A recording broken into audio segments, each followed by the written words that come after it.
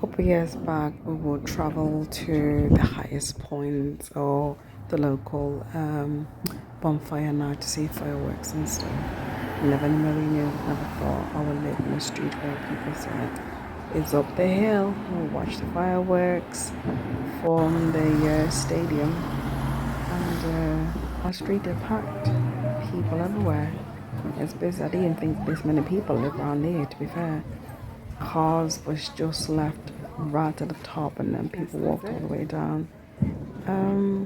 It looked a bit intimidating, and some folks thought we should have had a food store really. We could have made a killer.